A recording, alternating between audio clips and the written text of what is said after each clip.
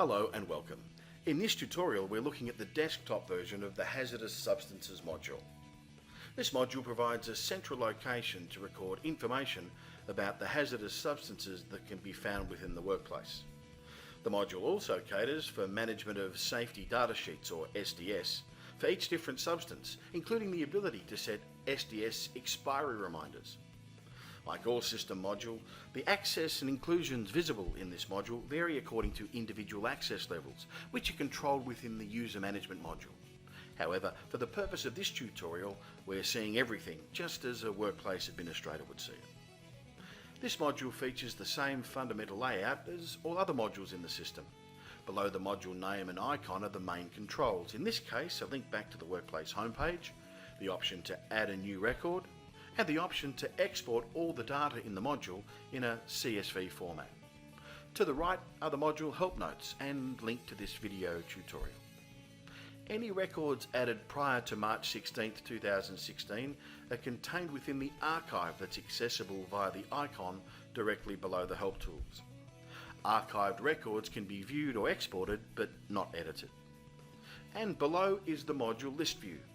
The controls at the top of the list view in the column headings allow you to search, filter and sort the list according to various criteria. The small export icon at the far right of the search and filter tools exports only the records that are being displayed after filtering, and just like the main module export function, this allows for selection of the data fields to be included in the export file. Mousing over the Actions icon displays the various options for managing existing records in the module. And to create a new record, you select the plus icon, which in turn displays the hazardous substance form. Selecting the up icon at the top of the form returns to the list view, but doesn't save the record.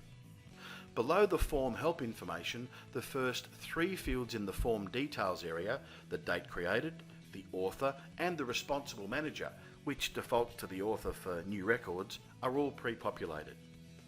Placing your cursor in the Change Responsible Manager field displays the list of users with manager level access to this module. Entering the relevant manager's name narrows the option for selection.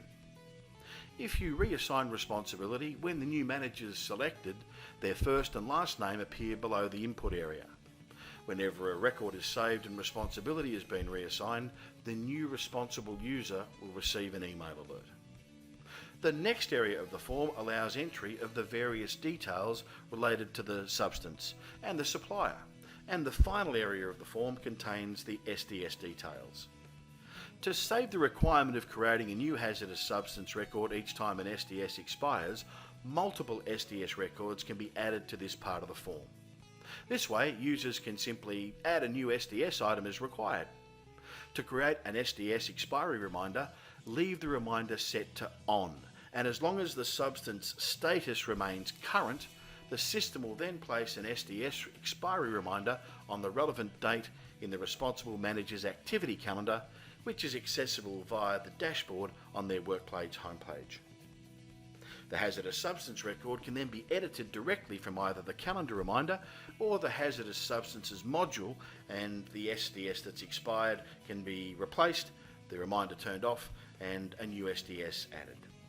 And that completes this tutorial on the Hazardous Substances module. For more information, please refer to the module help box anytime. Thanks very much for watching.